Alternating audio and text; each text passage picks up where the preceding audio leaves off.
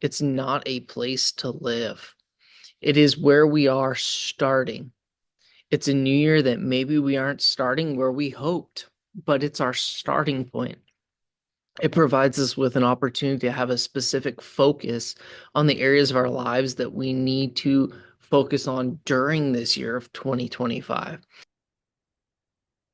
Welcome back to Defeating Weekly. I'm your host, Craig Olson. Thank you to all of you that during the past year have watched, subscribed, commented, liked the episodes that I have put forth for you. I am really excited and hopeful for this coming year. I've got a lot of things I'm hoping to accomplish with this in spreading the concepts that I have and that I feel led to share with you all. So I'm asking, big ask, that you guys are sharing these videos with those around you, these episodes with those around you.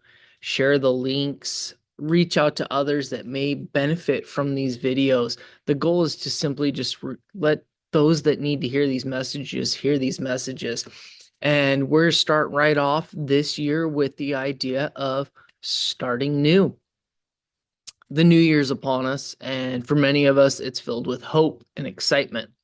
However, for some, it has carryover from the previous year with feelings of frustration, anxiety, and not being ready for what could be in store.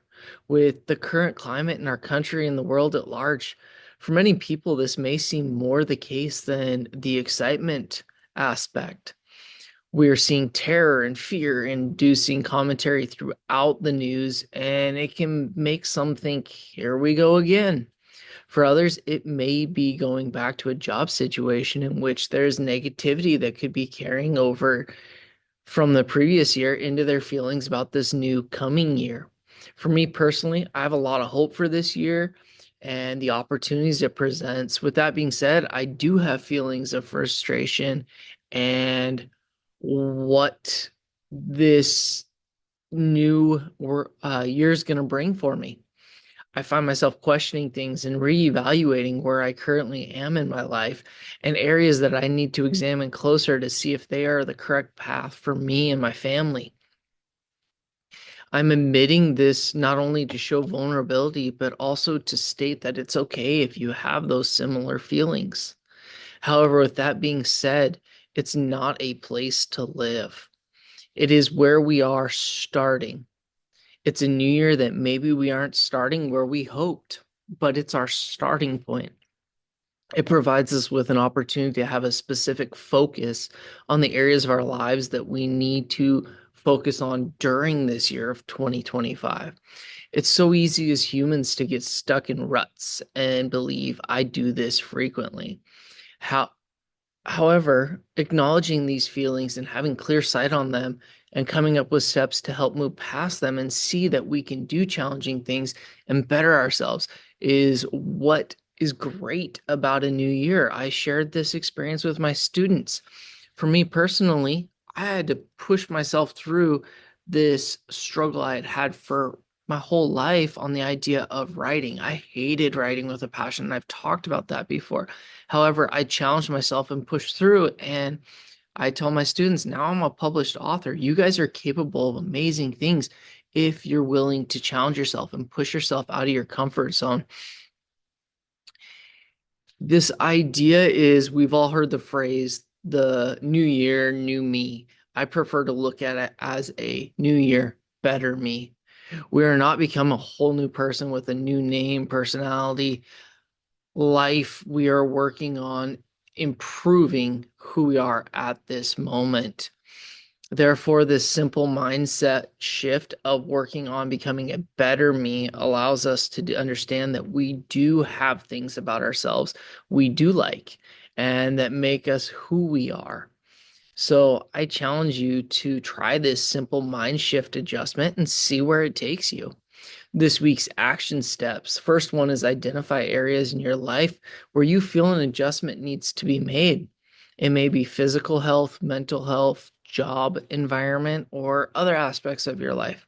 It's important to be specific about these and why they are in this list.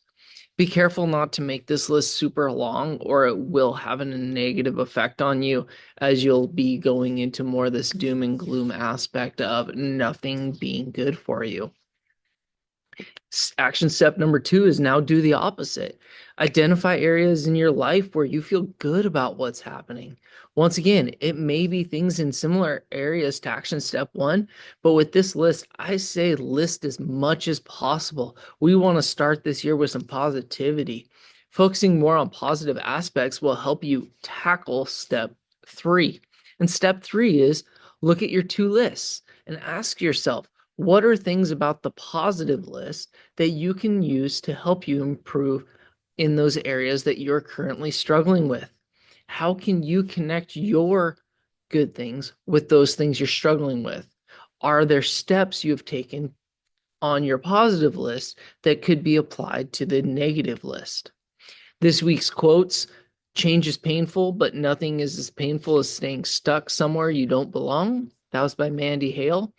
And then year, I had the focus statement of tools and knowledge only work with action. That was the hashtag Tekoa. This year, I got a new one that is my driving force for the year, and that's improvement requires consistency and follow through. Hashtag earcaft. Still working on that a little bit, but I think that's where it's going to go.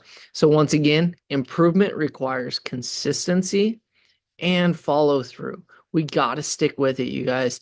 We have a lot of things going on in our world that are out of our control.